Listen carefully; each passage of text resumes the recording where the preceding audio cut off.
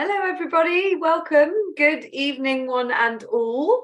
I'm hoping that you can all hear me. I was having some microphone troubles yesterday. So, Mahesh, behind the scenes, please speak now or forever hold your peace if I'm not being heard. So, welcome, everyone. I'm delighted to be here tonight. I'm Anna Spooner from the Tastings and Events team. And as I've just mentioned, joined behind the scenes by the lovely Mahesh, who's just given me the thumbs up, all good, that my microphone is finally working. Thank goodness. So welcome everybody. I am really pleased tonight to be welcoming you to a Sip Size event on the Fringes of France.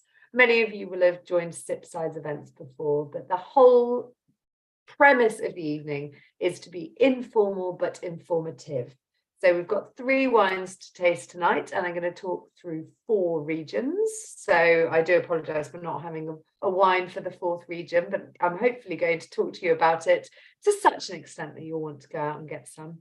But we're going to cover off 4 regions, and I'm going to give you essentially a little bit of an overview. So please, as I can see lots of you already using the chat, thank you so much for that. If you are going to type into the chat, make sure that you select everyone, because the default on Zoom is just that it will go to the hosts and panelists. And if you do that, it's only myself and Mahesh that will be able to see. So please, please, please make sure you hit everyone and allow all members to see. And then also feel free to use the Q&A. With 4 regions tonight, we're going to be a little bit jam-packed, but we're going to try and squeeze in some questions at the end as well. So if they're relevant as we're going through, then Mahesh will be feeding them through to me, and I will try and answer as we go so that we don't end up with loads of questions going unanswered right at the end. So without further ado, I suppose I should explain what brought upon this evening. And the answer to that is that there was a lovely feature in our 1874 magazine titled Fringes of France. And it was a selection of wines put together by Marcel Orford-Williams, who is kind of the king of the French fringe, for want of a better term. Marcel is, he's a genius at finding these appellations, these little vineyards, these sites, these producers who aren't necessarily in the mainstream. And actually, really the only way he does that, and one of the reasons he does that so much better than anyone else, is that he just spends such a large amount of time in France during the summer, during the autumn, but during the spring as well. And he really does travel around. He gets in a car and just drives around and sees what he can find. And it's because of Marcel that we've got some of these beautiful little treasures this evening. So thank you, Marcel. And of the 4 regions tonight, I suspect most of you are going to be familiar to some extent with 2 of them. We're going to talk about the Rhone, but one of the fringe regions of the Rhone, and the Roussillon in the south. So you might be more aware of those, but less aware of the styles or the specific places that we're going to talk about. And then for the Jura and Savoie, you may have come across those wines before, whether in France, maybe even skiing. I know that I've come across the wines of Savoie while more skiing than anywhere else, but they're definitely less common. So hopefully there'll be something new for everyone. And let's kick off with the Jura. It is the only region we're not tasting this evening, but we do have a few Jura wines for sale at the moment. When I last checked yesterday, we were 2. So I will pop a link to those so that you can have a look at them. But the styles that I mention are 2 of the styles we have for sale. So I will follow those up on email. But you can see on your screen here the region of the Jura. It doesn't even look big on the map, but in terms of production, it's minuscule. So it's 0.2% of all French wine produced is from the Jura. Tiny, tiny, tiny quantities. And it's got this rather unique position, and this map shows it as much as any will. It's basically sandwiched bang in between Burgundy, which is the pinky colour, red, I suppose it is, the red colour on your map, and the country of Switzerland. So it's bang in the middle of those. It's got a similar elevation to Burgundy, so similar altitude, but of the higher spots of Burgundy. Some bits are slightly higher and slightly cooler, and it has got it's known, should we say, for really elegant, fresh, high acid wines. And that is the Jura Mountains. I think Jura and Jurassic are connected. So I believe that Jura is the Jurassic rock formation. I bet there's a member who knows. But they're actually sort of the start of the foothills into the Alps. So one thing that the Jura does have is a lot more slope, even though the altitude is or elevation, I should say, is relatively similar. There are a lot more slopes and aspects, and there are a lot of cool spots. But differences to Burgundy are the soils. So Burgundy does have a lot more limestone, whereas in Jura, in the neighbour, it's a little bit more clay. And the grapes, in fact, there's three differences, I would say. So the soils are important. The grapes, so in the Jura, even though they produce some Burgundian grape varieties, and it's becoming very popular as a Burgundy alternative, there are other grapes. So Chardonnay makes up about half the vineyard area in Burgundy. So you will hear a lot of people saying, I'll just get the map down, you understand where Jura is now. You'll hear a lot of people saying, oh, Jura is this fantastic Burgundian alternative. So you can get kind of Premier Cru level Chardonnays. You can, but they're not cheap either. I'll tell you why in a second. But you can understand the parallels and the connections. They have got all these similarities. And the two grape similarities are the Chardonnay, making up about half of the vines in the Jura. And also they do grow some Pinot Noir. What I would say is a lot of the Pinot Noir goes into the Crémant, the sparkling wine of the region. You do find red wine Pinot Noirs, but they prefer, or they more commonly use their two other red grape varieties. And those are Poussard, which makes this beautiful sort of almost Beaujolais wine, light, refreshing, sort of spicy, very thin skins. So much like Pinot Noir, light in color as well. So that's Poussard. And another great variety called Trousseau, which is pretty much the opposite, really darkly colored, thick skins, but still with this amazing freshness. So instead of Pinot, those are the two very, very popular alternative red varieties. And the white variety is Savagnin, not Sauvignon, Savagnin. And that's the other white instead of Chardonnay. So you'll find those 5 grape varieties make up your production. The reason I mentioned Savagnin last is it's probably the one that if you've ever tried one of the curiosities of the Jura, you've probably tasted the Savagnin grape variety. Aside from the still wines, just made as our regular, everyday drinking wines, of whites, reds, some rosé, but whites and reds really. We also have some really interesting wines, the quirks of the Jura, should we say. So one is a vin jaune, a yellow wine, literally a translation of yellow wine, and it makes up about 5% of the production, but it's the reason that Jura, it's kind of the calling card of the Jura. And it's made by essentially putting the wine into a huge barrel, and a yeast forms because some of the liquid evaporates over 7 years, because that's the minimum aging requirement for vin jaune. And when some of the liquid evaporates, this yeast layer forms. Now, you could call it a floor or a voile, which means veil, as they do in the Jura. It's thinner, but very similar to a Fino sherry. So you get lots of similar characteristics. It's not fortified, so you can imagine it a little bit like an unfortified Fino. I love them. My husband, who hates Fino sherry, thinks they're awful, but I think they're amazing. They're sort of tangy, a little bit more rusticy, bruised apple than a Fino. It hasn't got quite the crisp minerality, but it's definitely got that salty character. And they're very famous. And particularly, you will know if you've had one, probably, if you saw the bottle it came in, because they're sold in 62 centilitre bottles. And I think they're one of the only bottles in the whole European Union that's allowed to not be 50, 75, etc. Your standard half litre, 75 cl, etc. So that's one of the quirks. The other quirk is a fortified wine called Vin de Paille, and that is incredibly rare. I've only tasted one of those in my life, but we do sometimes sell them. So if you get the opportunity, very expensive again. And as I mentioned, they're usually made with Savagnin although you can get the vin jaune made with the Fino-esque layer made with Chardonnays sometimes. But usually what happens then is something slightly different. Normally vin jaune is Sauvignon. And then I mentioned lastly that Crémant is beautiful. I mentioned it when we were talking about Chardonnay. The Crémant wines of the Jura are really top notch. And if there was ever a sort of like for like, I would say that actually the Crémant that I've tasted from the Jura tends to be better than Burgundy. If we think about Burgundy, they can charge a lot of money for their Pinot Noirs and their Chardonnay still wines. Jura can't quite, it's still pricey. They can't quite reach those levels, even with their sort of more everyday wines. What they can do is turn those incredible grapes into Crémant, and they are brilliant. So we do sell a Crémant from time to time from a village called Étoile. And I think maybe Mahesh might be kind enough if we've got, I don't think we've got the Crémant on sale actually.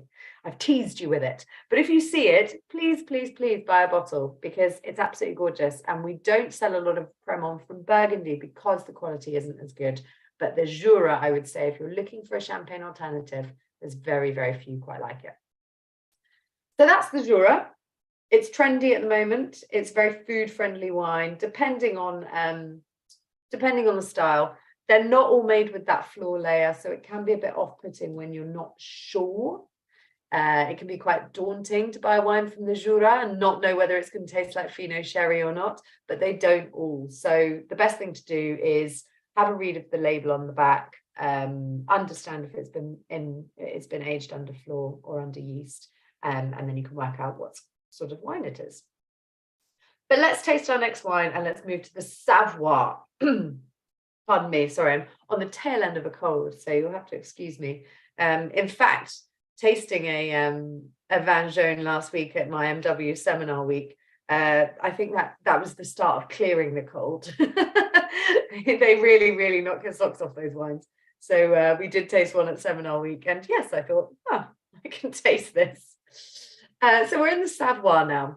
And if Jura, the green section, was the neighbour, should we say, to the Rhone, to Burgundy, then we could argue that the Savoie is the neighbour of the northern Rhone. I've just had a comment from Karen. Should mention Winklork's book on the Jura, encyclopedic. Thank you, Karen. I've actually not read it myself. So for anyone who wants to learn more about the Jura, then it's worth giving that book a look up, and I'm going to write that down after this event. Thank you, Karen. So yes, as I was saying, if Jura can sort of be akin to Burgundy and it has those similarities in terms of elevation, relatively climatic, and some grape varieties, then I think you could certainly compare Savoie to the Northern Rhone. Although they are incredibly different, I think it's still worth some commonalities, one of which is a grape variety that we'll talk about. But the main difference, other than the fact that obviously that they are further away now, is that we actually have proper elevation here. So the wine we're tasting is from the village called Chignan, which is down right in the southern part of the Savoie. We're really not far from Geneva, actually, as the crow flies. And if you've ever flown into Geneva and driven along the lake, you will actually end up spotting some Savoie vineyards. Not this one, we're a bit more further south, but that's the sort of vineyard area that we're in. It's cold, it's snowing, it's beautiful, proper alpine, elevation, and lots of sunshine on elevated slopes. So we get the right amount of ripeness, but what we're really getting at this elevation is this incredible crisp freshness.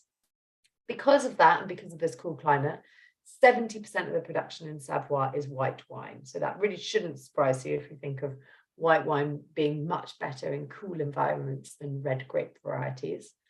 And there are 23 varieties that are produced. Mixed bag. I would say the Savoie, we'll go into the varieties in a second. Let's talk about the main one, which is the grape that we have in our glass, if you're tasting along with me, which is the very regional Jacquia grape variety. And so if you are tasting the Chignan with me tonight, that's what you've got. What will I tell you a little bit about this particular grape? If you were just reading it in a textbook, what you'd probably find out is that naturally it's got quite a low alcohol, which is making it quite popular at the moment, but also that when it's made badly, it's incredibly simple and quite bland. But when it's made well, it's a treat.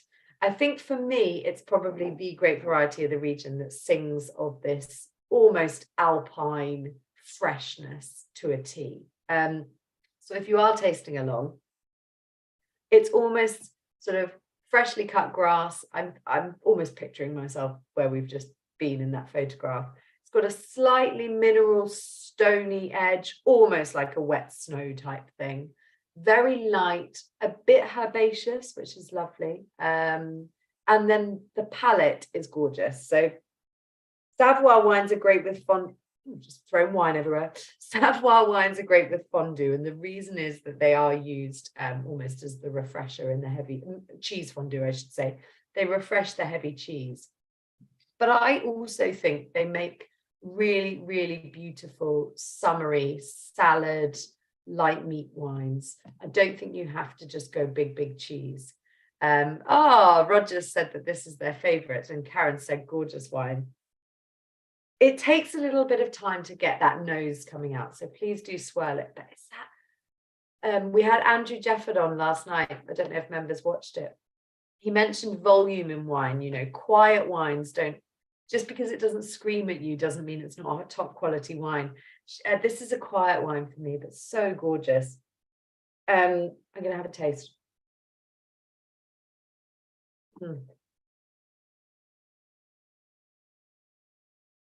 And then that palate is pure alpine freshness. It's got some saltiness, some minerality, as I mentioned, lashings of lemon actually. And I do think, you know, this fine to have a big thing of cheese with this. It's got the acidity to match it, and it's lower in alcohol, so it won't feel heavy. But I do, for me, this is almost a goat's cheese kind of wine as well. I would be serving this as an alternative for Loire Sauvignon Blanc, for Chablis, all of those sort of styles. And it might not surprise you, I suppose, the soils are limestone here in Chigny. And it has a little more microclimate, which actually means that the grapes get up to 12%. Yeah, a lot of sorry, I was going mad there. A lot of Jacquière is around 11.5. So this particular village, Chigny, where the Quignards make this wine, has a lovely little microclimate, and it means we can get to that 12%. There's 22 hectares on the property, and they're third generation, so they absolutely know what they're doing. And their plots have this lovely limestone soil, which you don't taste limestone. We're not going to have that argument again, but we can. Limestone makes the grapes work, the vines work differently in the soils. And one of the things is often this freshness that comes with the limestone soil. We see it in UK sparkling wines, we see it in Chablis, we see it in Sauvignon Blanc and Chenin Blanc from the Loire. And I do think we're seeing it here. They have to hand harvest this wine. It's so steep. Now that also is great for quality. It might put the price up slightly, but it does mean that they can be really consistent in looking for the quality of their grapes.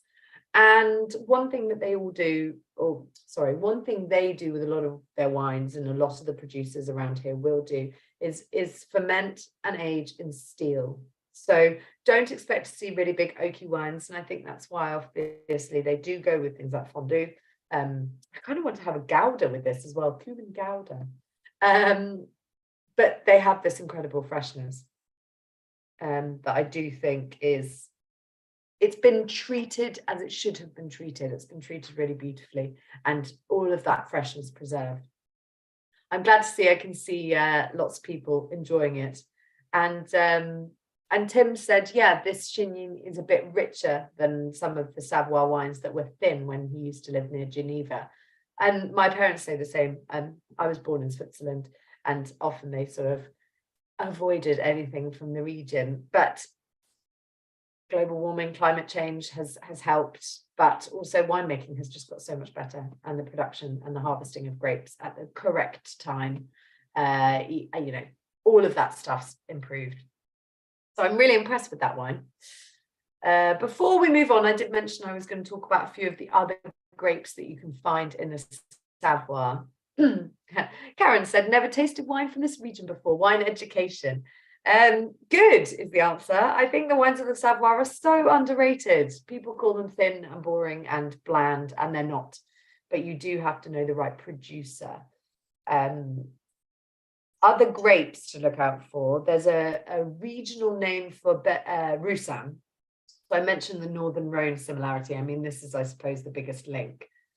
Given the geography, it makes sense, but they take Roussillon, which in the more roasted slopes of the Northern Rhone and the Southern Rhone, where you get more sunshine and reflection from the river itself, Roussillon can be very, very rich. And here they call the grape jaune, and it's much lighter, more refreshing style. So don't expect the sort of honeyed, almost oily version of Roussillon that you can get in hot years from the Rhone. Much lighter, but still with that more phenolic, grippy touch compared to the Jacquard that we've just had.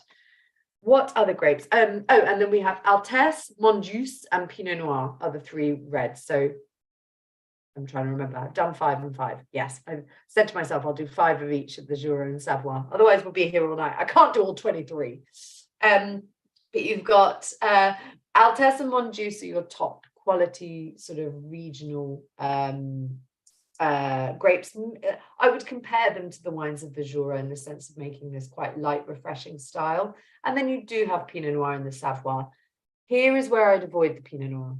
Not because I dislike it, but I just think that it's that touch too cold to make the complex stuff. If you're happy with a really light, refreshing Pinot, sorry, Altesse is a white grape Bimba, you're quite correct. I've got too much on the brain today. We've got what was I trying to do? I tried to do 5 and 3 and 2. Yeah, so you've got Altesse and Bergeron, aka Roussillon, are your white grapes. And you've also got Jacquard, which makes your Chine. And then you've got your Monjuice, which is your light, refreshing style. And if I was going to compare it to anything we've already talked about, then I'd probably compare it to your Poussard of the Jura. So a bit more on that light, refreshing, spicy style. And then the Pinot Noir is for me the one that I would avoid. So Pinot Noir, give it a little bit of a wide berth. It is probably the word I would, or certainly my husband would use to describe Savoie Pinot Noir is thin. So that's the one I would avoid, but definitely give Monjuice a go. It's delicious.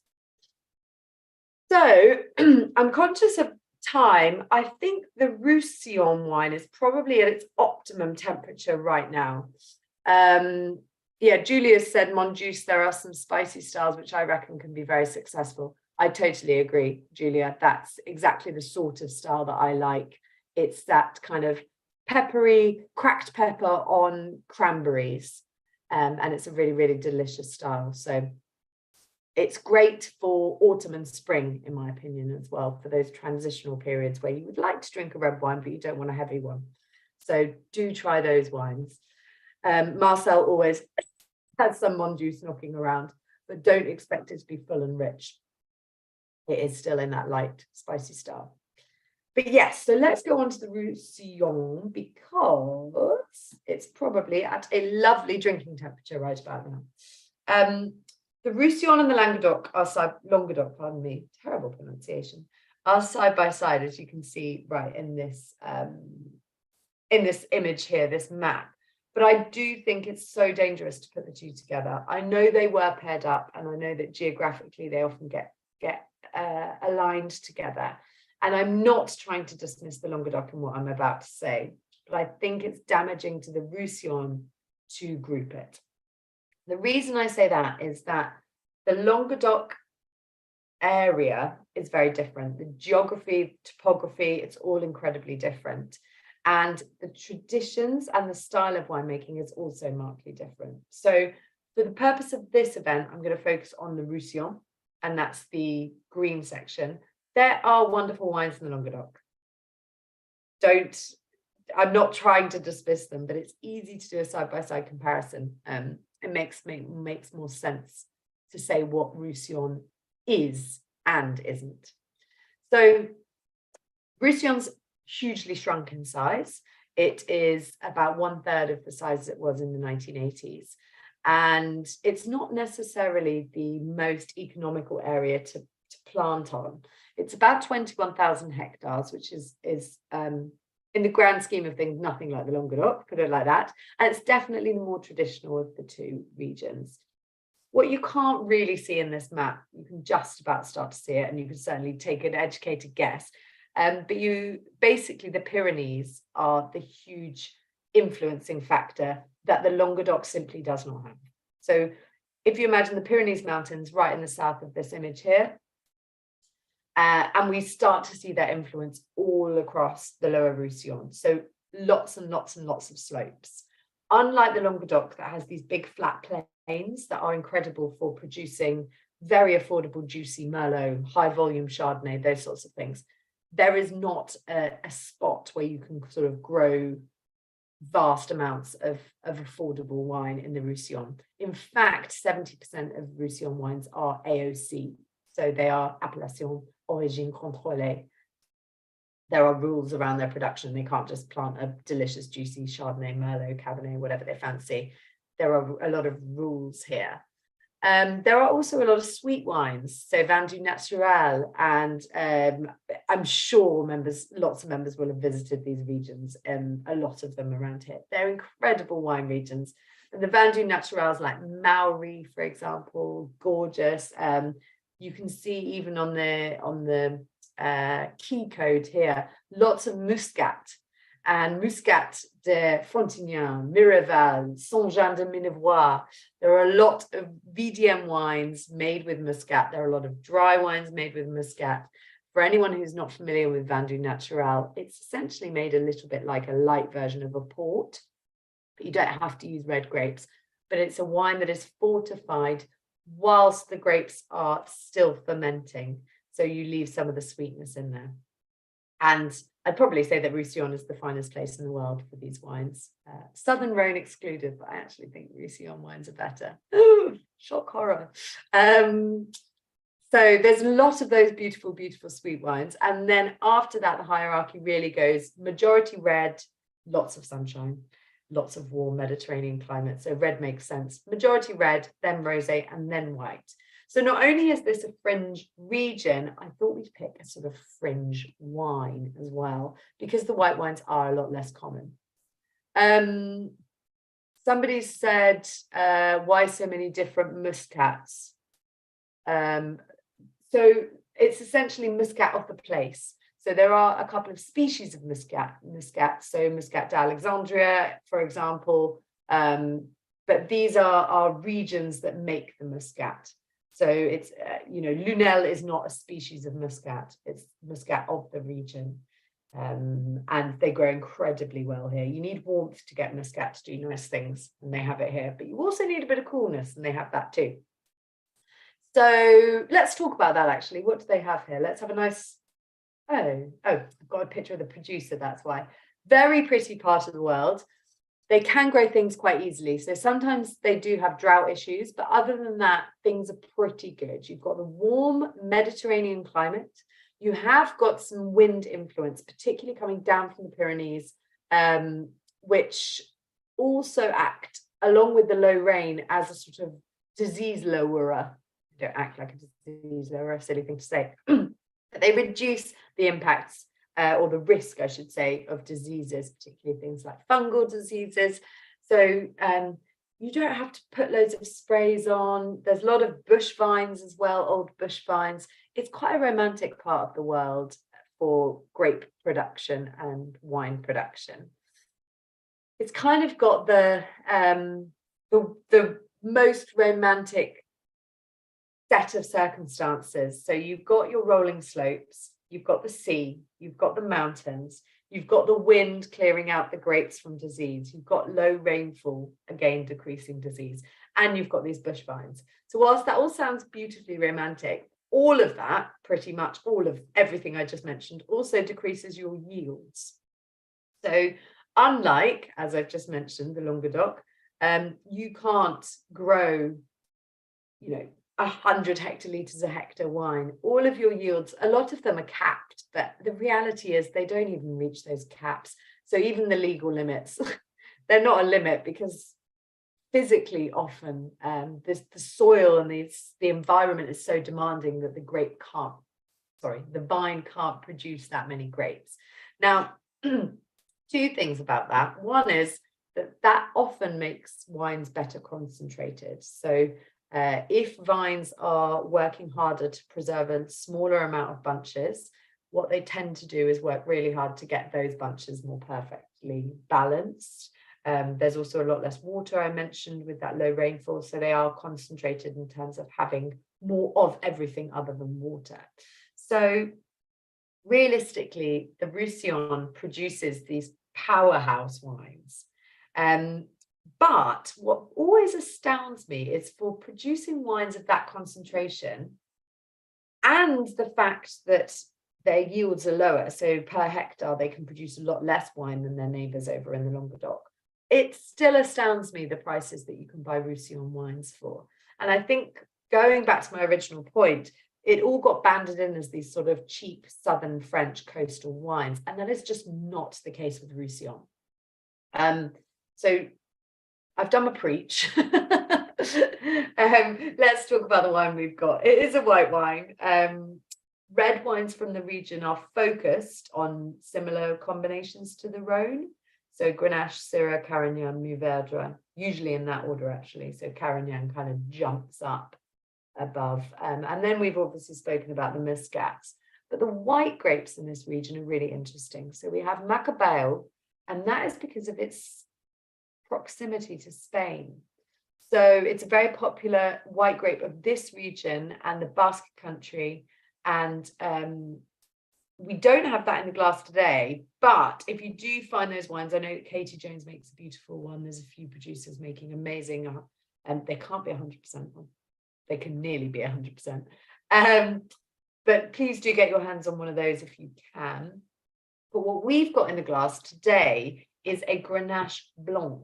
And actually, it has got some Macabeo in it. So it's Grenache Blanc, Macabeo, and Vermentino. Now, the rules of the appellation state that no single wine can be 80%, over 80%. I would suspect that we're probably talking about nearish 80% of the Grenache, because it's bringing this incredible body that we'll talk about when we taste it. And then Macabeo brings almost floral character to me that helps the Grenache out. And Vermentino, or Roll as it's called in this part of the world, brings freshness. And it's almost like the secret weapon for a lot of these wines. Grenache and Macabeo aren't the most fresh tasting of varieties. So very clever wine producers throw in the Vermentino to give it that lift and that elegance. And for me personally, incredible winemaking can be made with these blends. But as I mentioned, legally has to be a blend. The producer is just south of Perpignan, so some of you may have visited nearby. Slightly lower level slopes, so about 100 meters above sea level. The winery literally looks down, and the vineyards here, which are Côte de Roussillon, which is the biggest AOC in the region. Basically, it's the Pyrenees Oriental department. These lower lying slopes are where Grenache thrives, and this is the producer. I mean, absolutely gorgeous. And on these lower slopes, going right down into the Med, Grenache is at its happiest. And Grenache Blanc, we've got here the white version, but Grenache Gris, the grey version, and Grenache Rouge, all absolutely love this part of the world. So they get enough sunshine, but that touch of Vermentino that I've mentioned is bringing the freshness. Oh gosh, it's good. If anybody's smelling a tiny bit of oak, you might. It's not been overdone, but it's 500-litre oak vats for 6 months. So the bigger the oak, the less impact on the flavour. But it's got this kind of like sweet fruit with a touch of sweet spice to it. They describe themselves, these producers, as well as a Catalan family. Being so close to Spain, not surprised. And they do produce lots of, French varietal wines, but I do think that they have got a 1 foot in Spain here. And I think it sounds mad, but I think you can smell it. Oh, so good. The family are called, I have to read it because it's Jean Carrie de Oriela. Probably pronounced that very badly. But they've been making wine here since the 1400s and have not only this incredible spot that I just showed you, but have a big focus as well. Their two loves are wine and horses. And I think they've had many equestrian Olympians in the family, as well as incredible wines. So very talented family. So on the nose for me, it is that it's almost, I could break it into its constituent parts, but they're all singing together really nicely. Grenache brings this kind of white peach character. There is a touch of floral from the Macabau. The lift that I'm going to get from the Vermentino, for me, it's not so much on the nose, but I'm hoping I'm going to get it in a moment with the acidity. And that touch of oak, really sweet spice, just a hint, almost like a nutmeg. Elizabeth said the touch of oak's really good. It's absolutely scrummy. I'm going to have a taste.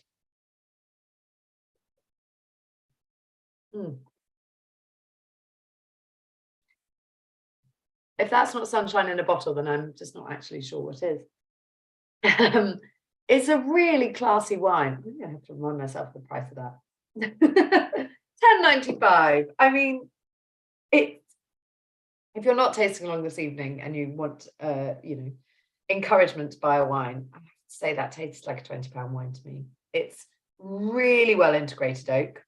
The sweetness on the finish and it's kind of fruit and sweet spice. It's got the roundness and the voluptuous body that Grenache Blanc gives. Grenache Blanc, I'm in the southern Rhone at the moment at my family home. Grenache Blanc sometimes around here can get really jammy, not in a good way jammy, really overbaked. And here we have the Vermentino or Roll adding the freshness, but actually even the Grenache itself is not overbaked. We have got that cooling ocean breeze. I think you can taste almost a touch of salinity from the ocean. I'm so impressed with this wine. And it's, I would say Elizabeth's actually just made a really good point. The wine has been quite negatively reviewed on TWS, and I don't know why, which is one of the reasons I wanted to taste it. What's unusual is we showed this wine at a walk around tasting recently, and everybody kind of said this is the wine of the night. And I don't know whether the negative reviews online are maybe because they don't feel like the description matches, but that actually when you taste it, it's delicious. For me personally, this is an absolutely stonking wine. And I like that Elizabeth's also added. I really like it and it's great value. Good, thank you, Elizabeth. I think this is an absolute cracker. The family produce lots of other wines and we do sell some of their other wines. They actually sell wines from 6 different appellations. They do sell a lot of sweet wines and I don't think we've ever sold those. So the Vin du Naturals. But this is their Côte de Roussillon. This is their more everyday drinking wine. But obviously it's a fine everyday drinking wine. It's not there, chuck it back, stick some ice cubes in. It's far more serious than that. Ken and Andrea have said they had this with dinner with pan-fried sea bass and roasted asparagus. Wonderful. Oh, yes. And you know what? Actually, that's something we've not mentioned about the flavors in this wine. I think, and I haven't looked it up, but I think there's been some malolactic fermentation or conversion in here.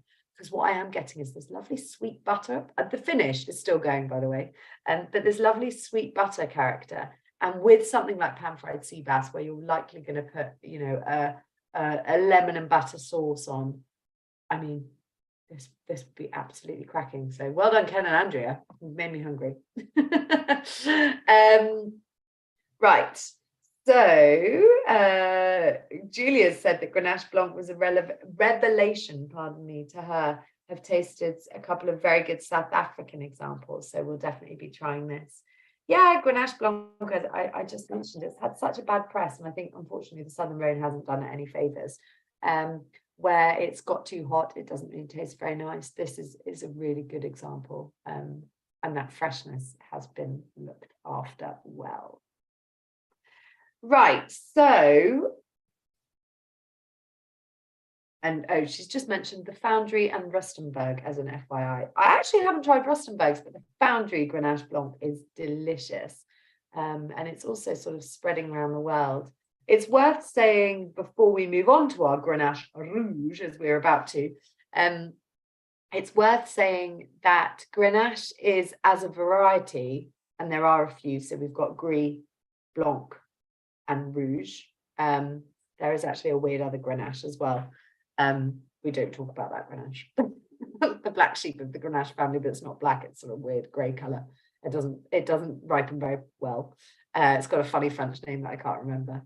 But Grenache as a family, as a group of grape varieties, love the heat. And one thing that is good is if you get good winemakers that know how to treat Grenache, as these two final producers do of the Blanc and Rouge variety, the Grenache is the grape, I would say, that is possibly going to save the south of France when it comes to global warming and climate change. There are already producers in Spain working with Grenache really beautifully to make a more Pinot Noir style. And that is very clever because Pinot Noir is going to struggle in the heat. And Grenache has a lot of similar properties, but can survive the heat. So we are about to taste a Grenache now. I'm so sorry as well. I've missed a question on Côte Catalane. Recall the society having a red from there. Is it the same area as the Roussillon? Yes and no. So Côte Catalane is not an AOC. So, yeah, sorry. Peter's just said that a couple of the bottles of that might have been corked. So that might be where the reviews are from, but that his bottle is fine and very good. Always remember, society promise, if you have a bottle that's not quite right, send it back. We'll send you a new one or your money back. But yes, Côte Catalane, sorry, and if I maybe get the map up just before we move on. Côte Catalane, for the member who asked that question, is from this region, but what you've got here, so you have they put it on the map? No, it's not very helpful. It's not an AOC, so it's a regional wine. I thought we were going to have a line, but there doesn't seem to be one on the map. But yes, it's from this part of the world, but the rules are a lot less strict. So these ones that you can see here, the AOC, of which the 70% production, so you've got your Fitou, for example, your Corbier, they're probably the most famous Roussillon appellations. Those are and Banyuls, things like that. They might start to be going, oh yes, Picpoul de Pinet, I know that one.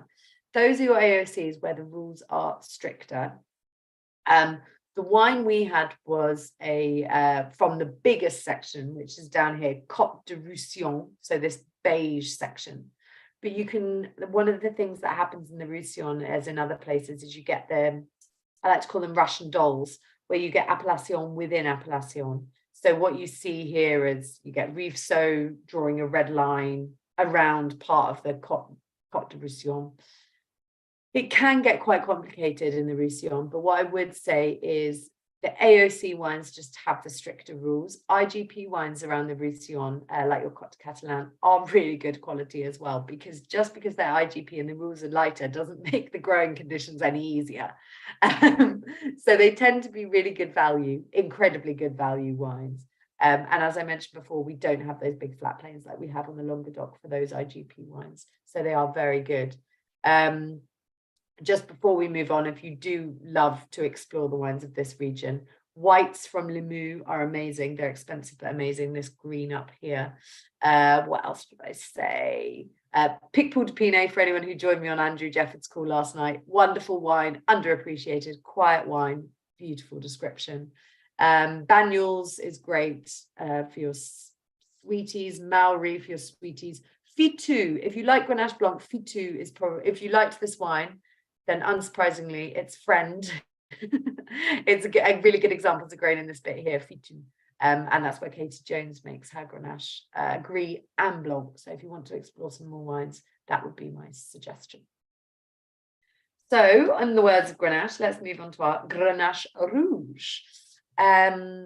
This wasn't by design, the fact that we're tasting this wine, but it is a wine. Sorry, I'm just reading some other comments. Somebody's put a good description of the Catalan IGP. So there we go. Hopefully you've read that one as well. Thank you. So the reason I included this wine is you're probably all aware of the Southern Rhone. And if you're not, then the Southern Rhone is where Côte de Rhone is produced. So you probably, more than likely, I would bet my money on it that everyone on this call has tasted a wine from the southern part of the Rhone at some point. And I know you might say, oh, it's not a fringe wine, but actually this section is, and Marcel really is passionate about this particular part of the Rhone. This map, I don't think does it justice, but effectively it's the northern part of the southern basin. So this is a little bit better, and then I'm going to show you one more map that's even better. So let's go on to this one first. So I think this is probably the best indication. It gives you very little indication about topography, but it does show you that actually Valence, which is sort of deemed the bottom of the Southern Rhone, the bottom of the Northern Rhone, is actually closer or as close to Grignan than Avignon, which is kind of the epicenter of the Southern Rhone. To give you some more context, go back to this map. Châteauneuf-du-Pape is the blue here. Oh, I tell you what, this is not quite right. This should be slightly higher up, just a little. It's more towards the river where this wine comes from, but really picking at, clutching at straw, not clutching at straws. But yes, so basically you've got Châteauneuf-du-Pape and all of the really warm appellation down here, and you've got your famous ones, your Vacqueyras, your Gigondas, and they're all sort of concertinaed together, the Vacqueyras, Gigondas, Rasteau, Crémant, and they're all in this beautiful little mountain outcrop. And then you have Châteauneuf, Lirac, and they're the warm, more basin wines. But everything around the fringes of the Rhone is often forgotten, and particularly this section that we're talking about here. It's almost a no man's land. It's about an hour north of that real basin in the southern part, so you would struggle to consider it as similar. North is Syrah, so in that north strip, 100% Syrah, no Grenache because it's not warm enough. In the south, they're blends, but they're very Grenache dominant. Where this particular wine sits, Syrah from the north plays more of a part. So what actually ends up happening is you get this kind of fresher style of Rhone. And I think what's very interesting is that these are the wines that potentially in the future, even though Grenache is very good at the heat, like I just mentioned, these kinds of wines are potentially the ones that are going to have that slightly lower alcohol. This one's 14%, so it's not exactly lower. But the Syrah might come into play a little bit more here. And I think it's quite interesting. Now, the reason I said I didn't do this on purpose is my parents live, and where I'm currently sat is in this basin area around Orange. They live in the Plain de Jour, literally the plain of God, the flat bit right in the middle. And I am moving at the end of March and have bought a house in this appellation, and that was not intentional, but I'm absolutely thrilled to be able to share it with you. The house that we've bought looks onto the vines, not of this producer, but of Grignan des Allemands, and I couldn't be happier. It's a beautiful, beautiful place to have wine, and I'm really excited to be having a glass in the Rhone. Nick said that the Grignan les Allemands has been our house Rhone for a long time. Excellent and very good value. I agree, and I'm going to shout and rave about it until the cows come home. Paul and Susan have just mentioned something that I'm going to do. Let's talk about it now. Yes, there was a nuclear accident. Paul and Susan let the cat out of the bag. I was going to taste it first and then we'll talk about it. But this appellation, if you've never heard of Grignan les Allemands, that's because it only became a thing in 2010. Because it used to be called Coteau de Tricastin. Coteau de Tricastin was the area around Tricastin, and there is a nuclear power plant in Tricastin, not close to the vineyards, but within the same commune, whatever you want to call it, and some uranium was released. So not surprisingly, it became quite hard to sell wines from Tricastin after the nuclear accident, as you've so aptly put, Paul and Susan. So they renamed the appellation so the accident was 2008 and they renamed the appellation in 2010. The good thing is that the value is still amazing because it's lesser known. Van der Schnobel, Roger said. Not quite, but luckily there's no, believe me, having looked at lots of studies, etc. for the house, there's no damage done to the land around it. But obviously, unfortunately, I also worked in PR and I do understand what an accident like that can do to your brand name. Well, the main thing I'd like to say about this region, and I've put this picture up here, this is not of the actual vines, but this gives a really good idea. Where I'm sat now, I look out and I only see vines or roots, rootstock production nurseries. It is a real monoculture down in this basin part of the Southern Rhone. In this section, it's really very different. There's a very, very different feel. It's quite a large area. So Grignan, as people usually abbreviate it, is just under 2,000 hectares. So it's decent enough. There's really diverse soils. So clay, limestone, sand are the base soils. And then the top soils really change. But the key thing is that it's not just vines here. There's not this monoculture. You get lavender, herbs, truffle oaks, olives. And there's also a little bit more elevation than the really, really flat stuff. So you're looking at about 150 meters above sea level for a lot of the wines here. Again, that really helps aid that freshness, that coolness. It helps the Syrah because the Syrah likes to be colder. The Syrah in the south gets far too warm. So it's got this incredible, almost it doesn't lack identity. It's almost the best of both worlds for me. You get the more refined edge of the Northern Rhone, but you get the fruity character of the south. It's not a huge place in terms of actual producers. There are actually only 24 estates. And Delas, I should say, who are the producers of this particular wine, let's go back to this. They're a négociant. And so they actually are a Northern Rhone focused négociant. So they were originally, they are still a family company, so it's still family run. The Delas family still run it, but they were bought at one point, I think it's around the right way. They were bought by, so they were bought by Dutz Champagne House, and then they were bought by Roederer Champagne House. So they have a lot of sort of financial backing, which means they can buy up all these parcels. They do still own some vineyards, but in the south, they have a Châteauneuf-du-Pape, a Gigondas, a Grignan, for example. And in the north, they really have everything. Saint-Joseph, Hermitage, Gros-Hermitage, you name it, they've got it. So they produce small quantities, well, not small, but decent, but lots of different wines, almost like an Alsatian producer might. You know, they have a huge portfolio in this négociant. And I will say, being around here, a lot of producers have started to buy up parcels in the Grignan appellation. So there's a nice Châteauneuf-du-Pape producer I won't mention, but down the road here, it's actually they're based in Plan de Dieu, but they have bought from two parcels. One is Châteauneuf-du-Pape and one is Grignan. And we've been buying, as a family, their Grignan for 5 years now. And it's really amazing.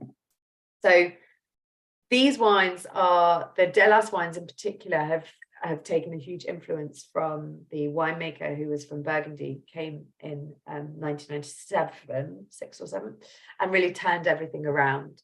And his focus is on freshness. So there's actually no oak in these wines at all. They are from very, very sandy, stony soils. So not heavy, dense clays, really sandy to get that elegance and freshness. It's 80% Grenache, 20% Syrah, apparently. I could understand that. I think probably year on year that might fluctuate a little depending on what's good. But no wood, like I said, so all stainless steel. And they even air condition the winery, which is one way of doing it. I think probably they're doing that because they've got barrels in there that are harder to cool down, but they definitely make it in a cool climate. Somebody said they poured mine over an hour ago, and I think it's lost the earlier freshness. I think that's a really fair point. You know, this is a £9.50 wine. This is not a wine to put in a decanter and leave till the next day. And by Elizabeth's stretch, it's not a wine that you should even really be leaving for much more than an hour. I've just opened mine at the beginning of this event, and that's probably the right spot for me. It's got this, I mean, one thing that it's worth saying is what it isn't, and it's not jammy, overcooked, confected. It's got this kind of like crunchy red fruit for me. It's interesting that the Grignan appellation produces 75% or thereabouts red, and then it's about 15% rosé, 10% white. And if you'd asked me that 5 years ago, the white and the rosé would have been the other way around. And actually the red would have been higher. So rosé's almost taken a little bit of share from white and red. And the rosés are very good because they keep that kind of crunchy red fruit freshness. So the rosés in the region are really on the up. And yeah, I just think it's not designed to be your massive blockbuster wine. For me, it's not the wine you would necessarily have with your huge fillet steak. It's the wine that you'd have with your sausages and mash, or actually, do you know what? I don't know what Marcel's got. I'm smelling this and immediately wanting duck breast. What's he said? No, he hasn't said on this, but I would go for something like duck because actually it has got that sharpness of fruit. I'm going to have a taste.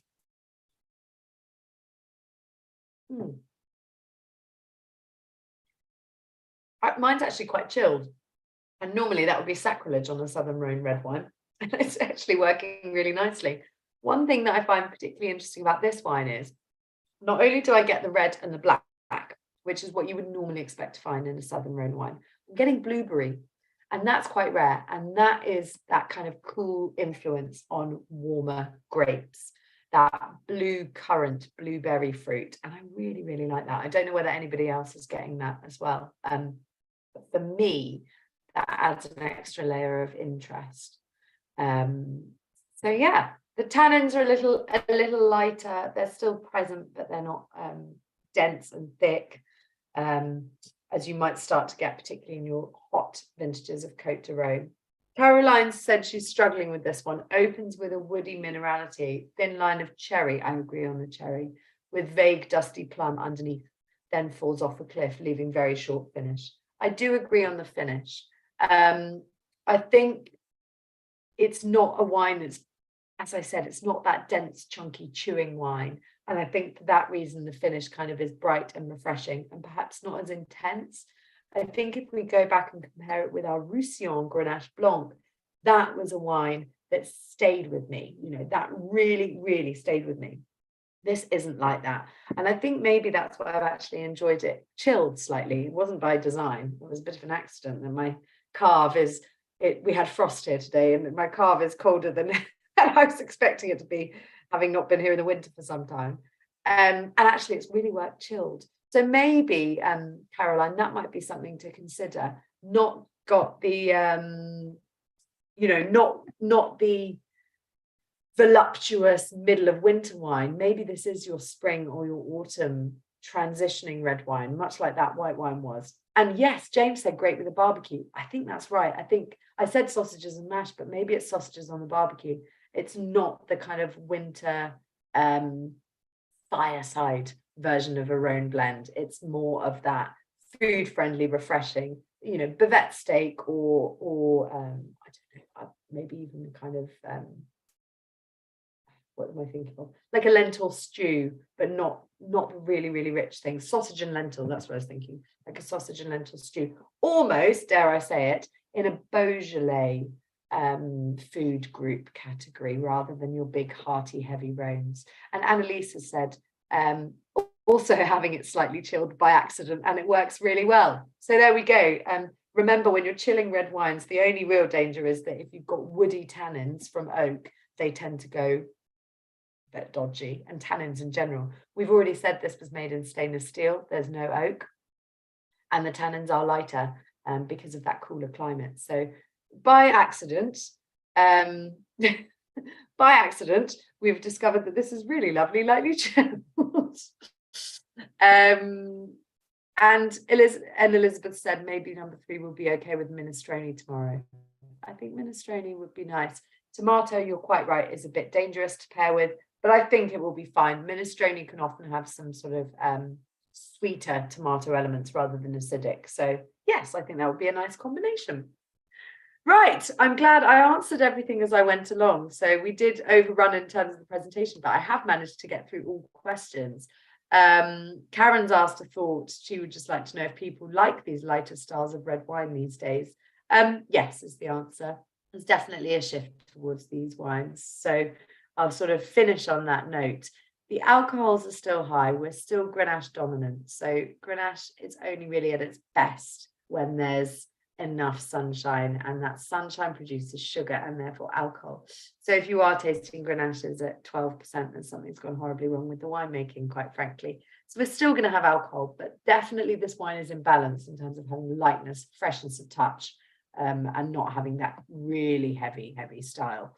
Tim Jones has said, yes, I do at least, Karen. So there we go. Wonderful. Well, 1 minute over. I tried my best. Thank you all so much. And thank you all for coming. It's been an absolute pleasure. I thank Mahesh again behind the scenes, as always, Mahesh. I hope that you're enjoying a glass of something delicious. And thank you all members for joining. It's been a pleasure to take you around the fringes of France. I hope that you learned something new. I will send an email tomorrow morning with a couple of alternative options of grape varieties I've mentioned. Monjuice, for example, if we've got one in stock and you've decided that that's going to be your next wine adventure, then please give it a go. I encourage you all to try something new. I'm going to try and taste one grape variety a month that I've never tasted before for the next year. I'm going to try my best. Let's see what we can do. Right.